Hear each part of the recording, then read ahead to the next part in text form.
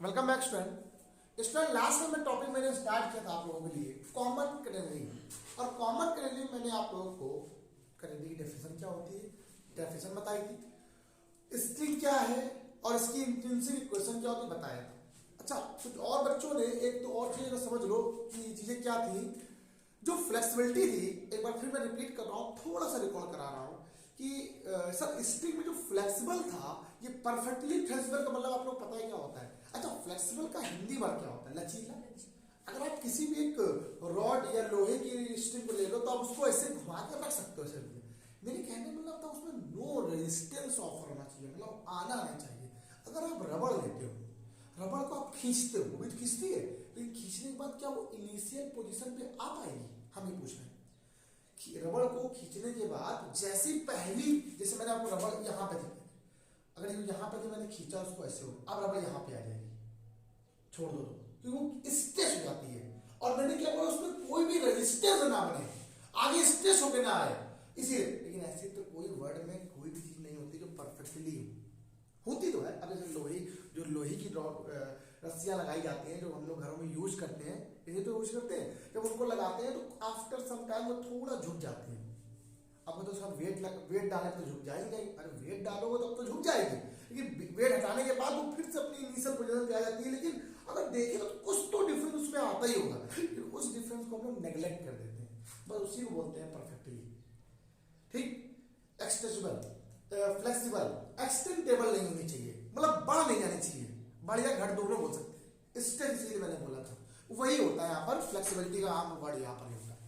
अब जरा और समझ लो, फिर मैंने आपसे कहा था कि आपको इंट्रिंसिक क्वेश्चन बताइए। देखिए मेरी वीडियो हमेशा छोटी ही होगी, अगर मैं चाहूँ तो पूरी एक क्लास की एक वीडियो 1 घंटे की पूरी बना के डाल सकता हूँ, पूरा चैप्टर फिनिश हो जाएगा, लेकिन कोई बच्चा पढ़ता नहीं, ऐसा कहता है ऐसा बोर हो गया। एक टॉपिक बाय टॉपिक डालते हैं, हमने आज आपको इंट्रिंसिक बताया, बता दें आज मैं आप लोग को कार्टेशियन इक्वेशन ऑफ कॉमन करेनरी, जितनी भी कॉमन करेनरी की जो इक्वेशन हो सकती है उस सारी इक्वेशनों को प्रूवमेंट सहित यहाँ पे आज आपकी क्लास में पढ़ा देंगे।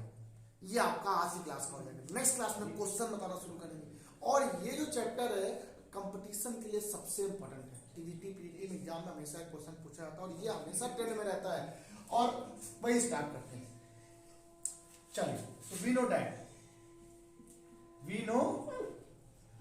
That as the intrinsic equation of the intrinsic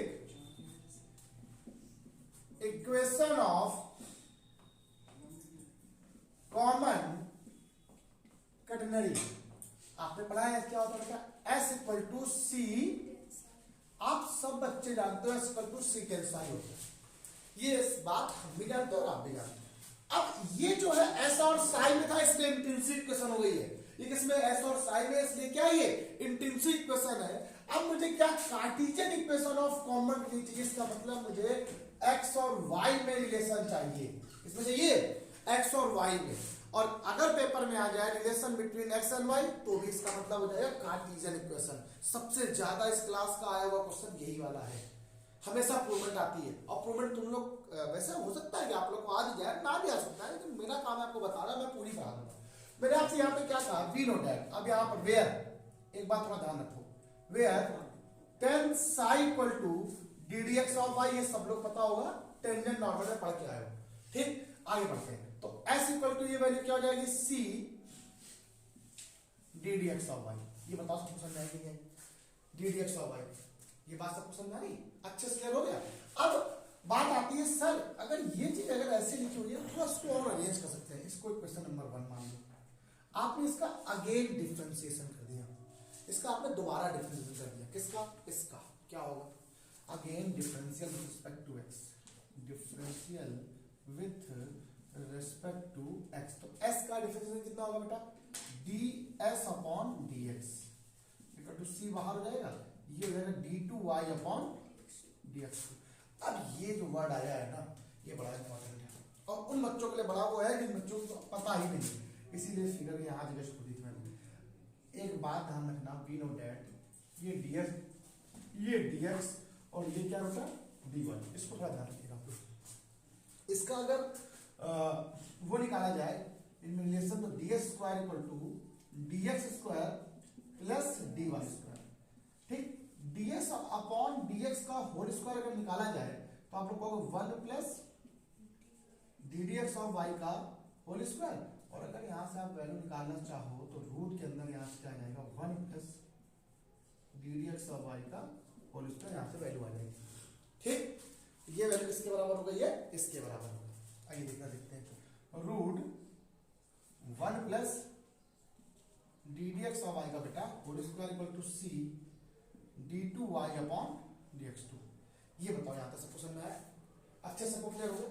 ये वाली अगर बात यहां तक आप लोग सब लोग अच्छे से क्लियर हो गई होगी तो चीजों को हम आपको प्रॉपर्ली अच्छे से समझा सकते होंगे, वरना फिर हमको दिक्कत होगी। है डन हो यहां से आपको बस, ठीक है।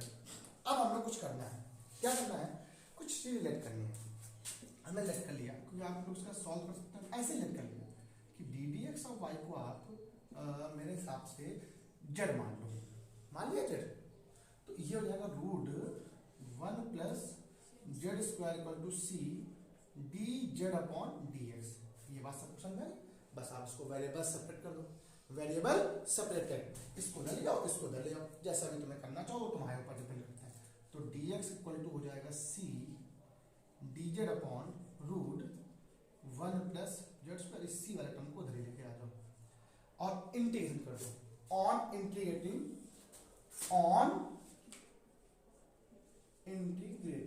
आपको सर बार बार आप इतना मान रहे हो, दिक्कत नहीं होगी कोई दिक्कत नहीं है। ठीक, ऑन ये यहाँ पर तो था ही, सीधा कांस्टेंट है, बाहर हो जाएगा। तो ये बन जाएगा देखो x upon C plus k1, के मान लो, अब कहो k1 क्यों माना, बताएं क्यों माना। ये इसका होता है, ये होता है साइन हाइपरबोलिक इनवर्स जेड का, इसका होता है। अब आप लोग को हाइपरबोलिक के बारे में फर्स्ट ईयर में जाओगे, आप लोग कहां पे जाओगे, अब आपको सर ये तो हमने पढ़ा ही नहीं है, अब आप ये कहोगे सर ये हमने पढ़ा है याद नहीं आपको आ रहा है, ठीक है हमने पढ़ा है। तो हाइपरबोलिक इनवर्स जेड का इंटीग्रेशन ये होता है, ठीक है, 1 upon root 1 plus Z square, कुछ बच्चों ने पढ़ा था 1 upon root 1 plus P square, इसका जो इंटीग्रेशन होता है वो ये होता है, साइन हाइपरबोलिक इनवर्स जेड होता है। अब इसको थोड़ा सा अरेंज करके ऐसे लिख दो, sine hyperbolic inverse Z equal to x upon C plus k1। अब इसे मानिए क्वेश्चन नंबर आप बेटा सेकंड, इसको मानो आप क्वेश्चन नंबर फर्स्ट, इसे मानो सेकंड, और फिर इसको मानो आप लोग थर्ड। अब आइए फॉर लोवेस्ट पॉइंट, अच्छा लोवेस्ट पॉइंट के लिए चीजें क्या बनेंगी, लोवेस्ट पॉइंट आपको पता है हमें क्या होता है, ये एक कॉमन क्रिएटिव की बात करो तो लोवेस्ट पॉइंट यहाँ पे सी पॉइंट था, यहाँ पे हर चीज जीरो रहेगी, तो D D x of Y की वैल्यू भी जीरो होगी। इससे देखो D D x of Y भी यहाँ पर जीरो, दैट्स मीन जिसको मतलब जेड बोलते हैं हम लोग, वो भी जीरो रहेगा और एक्स भी जीरो रहेगा। ठीक, तो ये जीरो हो गया, ये जीरो, सो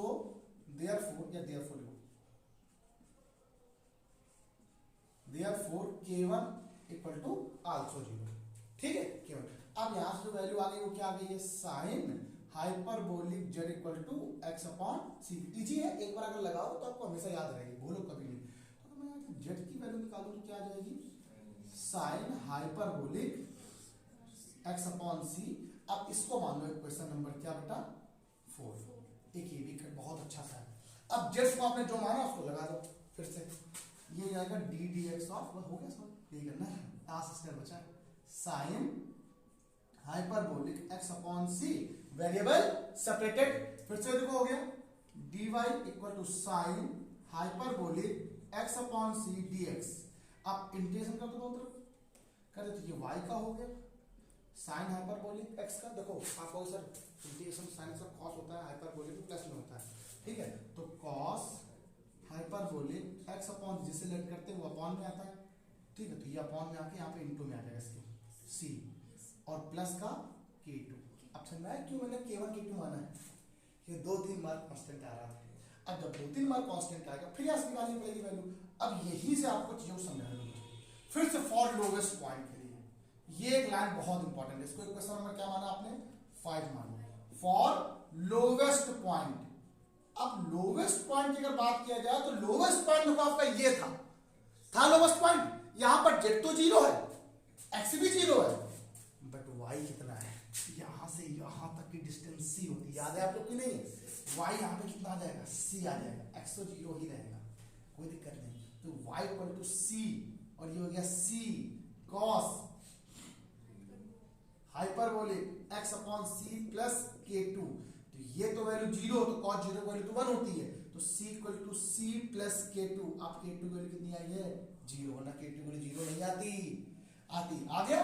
अब इसमें आप पुट कर दो, तो आपका जो भी equation y equal to c cos hyperbolic x upon c, this is the required equation of given Cartesian equation of common quadratic, this is the required equation of this expression, इस expression की ये है required equation, बहुत important, आप ये समझ लो, ये आ रहा है एग्जाम में, इतना इंपॉर्टेंट है। y equal to c cos hyperbolic x upon c, previous तक के एग्जामों में क्वेश्चन पूछा जाता है ऐसे करके, Cartesian equation of common quadratic क्या होती है, 4 ऑप्शन होंगे, आप हमेशा कंफ्यूज होगे, हमेशा, हम देते हैं इसलिए मैं बता रहा हूं, हमेशा ये क्वेश्चन कंफ्यूज करता है फॉर्मूला। इसी में एक और भी आता है, अगर आप लोग चाहो तो मैं इसको अगर रफ कर दूं तो आपको यहीं पे इसका एक दूसरा एक्सप्रेशन होता है, एसाइन में भी आता है एक्सप्रेशन, वो इससे भी यहीं से आ जाएगा, यहां बता दूं क्या, यार देखो यहाँ पर थोड़ा सा जरा सा, अब बताओ ये चीज आप जानते हो कि नहीं, s बराबर क्या होता है, c s इक्वल टू क्या होता है, c टेन साई होता है ना, तो आप लोग कहते हो s equal to c d dx of y, ये लिखा हुआ है।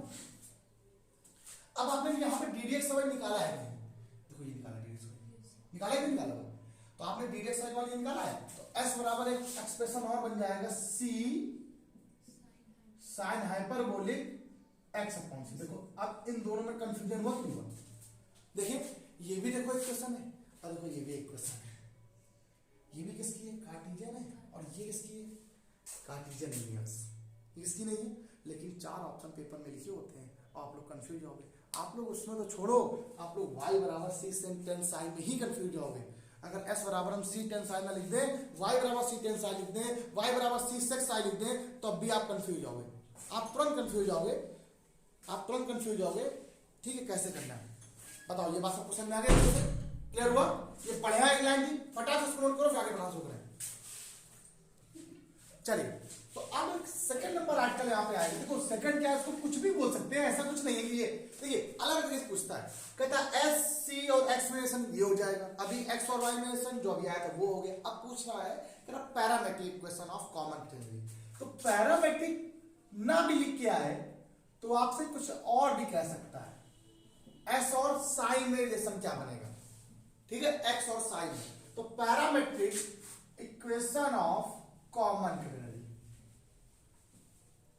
कॉमन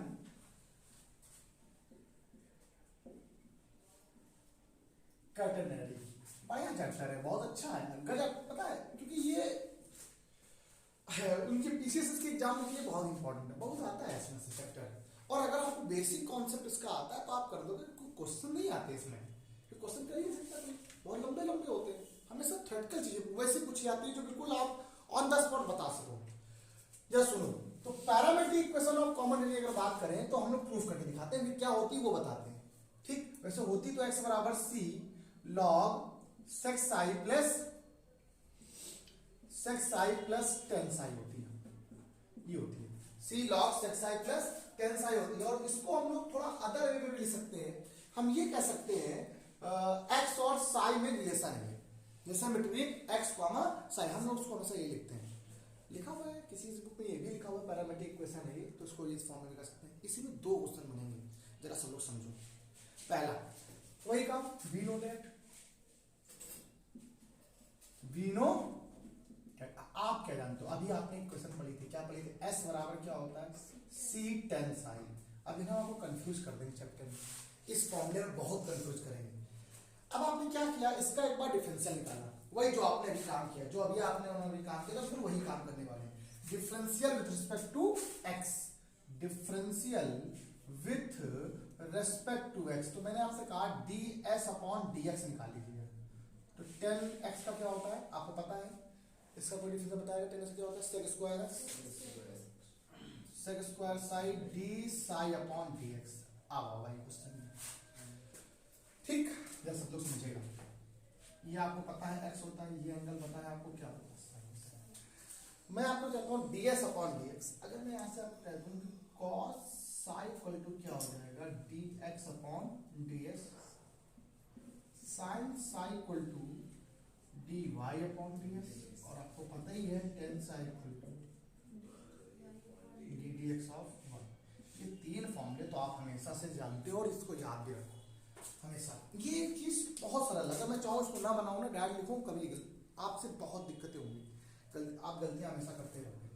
ये ds अपॉन dx, इसको आपने क्या लिख दिया, ds अपॉन dx, तो ds अपॉन dx का मतलब 1 अपॉन cos psi हो जाएगा equal to c sec square psi d psi upon dx, ये होगा भी नहीं, ठीक है। इसका मतलब यहाँ 1 अपॉन sec हो जाएगा,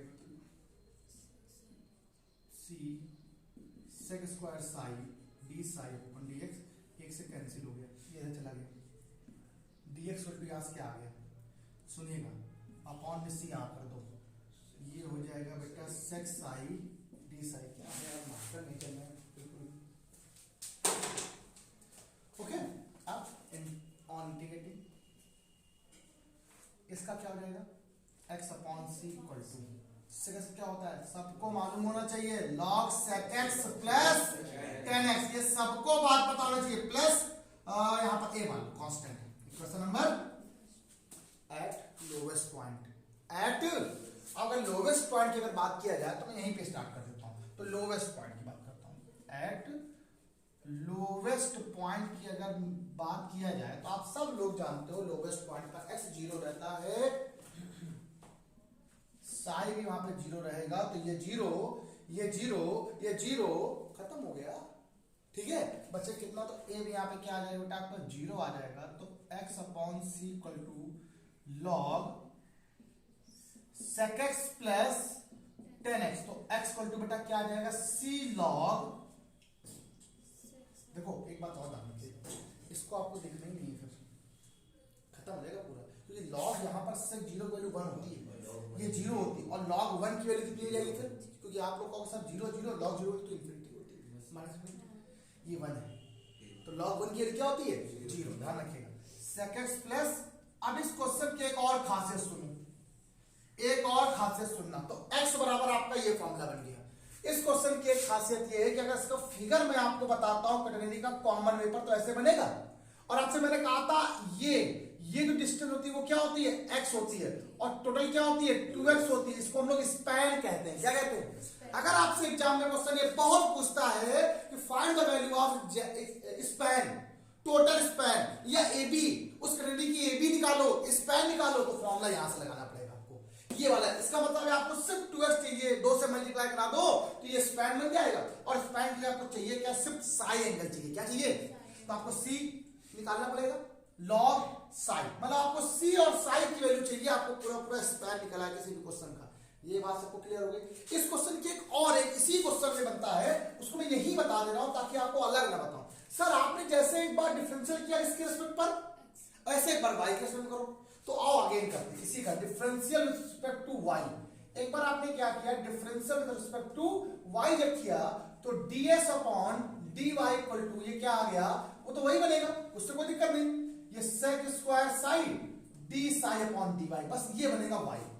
तो ये ds अपॉन d साई, अगर थोड़ा ध्यान दो, ठीक, ds अपॉन d साई कितना है, कहां है, s अपॉन d साई, यही तो है साइन, तो cosec बनेगा, cosec साइन, ये वैल्यू बेटा हो गया आपके पास cosec sine equal to c sec square sine d psi upon dy। अब जब मेरी बात सुनना, वेरिएबल सेपरेटेड कर दो, आप चाहो तो हटा दो, इसको ले आओ, ले आओ, तो dy इक्वल टू क्या आ जाएगा, c sec स्क्वायर, और ये क्या आ जाएगा cosec y d साई। अब यहां से चाहो तो उसको उधर अपॉन में ले आओ, अब sec का मतलब होता है 1 अपॉन cos स्क्वायर, देखो ये क्या होता है बेटा, 1 upon cos square psi upon 1 upon इस साइन हो जाएगा, ठीक है।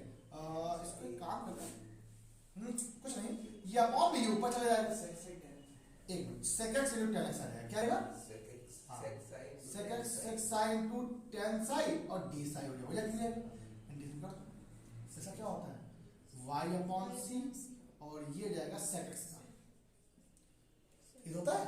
अब प्लस में यहाँ पे फिर ये आ जाएगा, लोवेस्ट पॉइंट निकालो जरा एक बार। तो लोवेस्ट पॉइंट में y का मान किसके बराबर होता है, c के, और साई की वैल्यू इसके इक्वल 0 के, तो c upon c equal to 1 plus a, तो 1 equal to 1 plus a cancel हो गया, तो a की वैल्यू क्या आ गई। अब जरा सुनना तो ये लगा दो, तो y बराबर यहाँ से फॉर्मूला बन जाएगा c sec साई। अब आप कंफ्यूज हो जाओगे देखना हमेशा, कभी आप ये बोलोगे और कभी आप ये बोलोगे, दोनों फॉर्मूले किसी लग रहे हैं, बस वो 10 लेके ऐसे। अब आप देखना कंफ्यूज खुद ही होगे, मैं आपसे कह रहा हूँ कंफ्यूज होगे। बताओ ये बात सबको समझ में आ गई, ये वाला फॉर्मूला क्लियर हुआ अच्छे से। एक और बचा हुआ है यार, एक बार कर ही लो फटाक से, तो उसको बस जरा सा बचा ये वो भी बता दो करो। चलिए सुनिए, एक बहुत अच्छा रिलेशन है, छोटा सा है, यही समझ लो लोग, relation between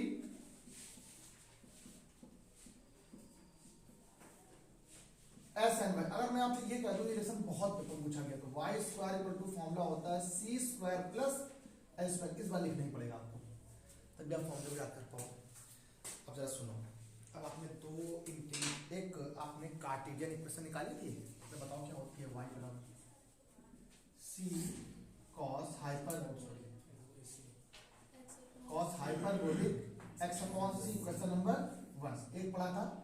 S equal to C sine hyperbolic X upon, देखो हमने इससे याद कर रखा है, पता कैसे याद रखा है, वाई एस से याद रखा है, एस है तो साइन है, वाई है तो कॉस है, सीधा रखा है। इन दोनों को स्क्वायर करके माइनस कर दो, तो Y square minus X square equal to C square cos square hyperbolic X upon C minus C square sine square hyperbolic X upon C. C square common लिए बचे कितना, cos square hyperbolic X upon C minus sine square hyperbolic X upon, सब बच्चों को पता होगा इसकी value 1 होती है। हाइपरबोलिक की वैल्यू से भी बात कर रहा हूं, तो क्या आ जाएगा, Y square minus X square equal to C square, so Y square equal to C square plus X square. This is the required equation. ये पहली बात समझ। एक और भी था, एक और रिलेशन बहुत पूछा जाता है हमें। बात ये है कि आप लोग सर एक है तो वो भी जरा देख ही लो, जब है तो छोटा सा है, वो भी बहुत ज्यादा बड़ा नहीं है। उसको बोलते हैं relation between X comma Y comma X comma Y comma S. Relation between S comma X comma Y, ये है। इसके लिए आपको एक काम करना है, वी नो डैट लिखना है, वी नो डेट। हम जानते हैं कि x बराबर, अभी आपने फॉर्मूला प्रूफ किया था, c log sec x plus, आप देखो sorry sec Sai plus tan Sai, एक क्वेश्चन नंबर 1। और अभी आपको दो चीजें और ही पता है, और आपको और भी जानते हो इंट्रिंसिक इक्वेशन क्या होती है, s equal to c tan psi, और एक अभी आपने कौन सी पढ़ी है, y equal to c sec psi पढ़ी है ना। अगर मैं यहां से tan की वैल्यू निकालता हूं तो आप लोग क्या कहोगे, tan psi equal to s upon c, y upon c equal to sec psi। इनको लगा दो, x equal to c log s upon c plus y upon y plus s upon c required. कुछ लोग क्या करते हैं, कभी कभी बच्चे का आंसर ऐसे लिखते हैं, तो कोई दिक्कत क्या, तो y प्लस एस अपॉन सी बराबर कुछ लोग e की पावर x अपॉन सी, तो y प्लस S equal to C e की पावर x अपॉन सी निकाल लेते हैं। ये भी सही, ये भी सही है बेटा, क्या दिक्कत बताइए छात्रों को, पक्का क्लियर हो गई बात। अब यहां से जरा मेरी बात को समझो, ये मैंने आपको एक क्लास का पूरा एक टर्म पर ये मुझे बताना था कि अगर मैं यहाँ पर क्वेश्चन बताना शुरू कर देता तो फिर आपको नहीं आते। अब क्वेश्चन कैसे कल से होंगे, देखिए ये भी जरूरी है, ये बहुत इंपॉर्टेंट है, ये बहुत आता है एग्जाम में पूछा जाता है, इसलिए आपको बता दिया। अब नेक्स्ट टर्म से आपके क्वेश्चन स्टार्ट होंगे। देखिए एक ही टाइप के क्वेश्चन से स्टार्ट करेंगे कि कैसे कैसे क्वेश्चन होते हैं, कितने टाइप से क्वेश्चन बन सकते हैं, जो जो इंपॉर्टेंट है वो तो बताने बता देंगे, जो जो हो सकते हैं जैसे मान लीजिए इसी का ये भी क्वेश्चन सिमिलरली ये भी ऐसे ऐसे तुमको बता देंगे कि ऐसे ऐसे क्वेश्चन हैं, तो लगाइएगा आप लोग। तो आज के इतना ही, बाय बाय क्लास, नेक्स्ट में मिलते हैं, चलो बाय बाय।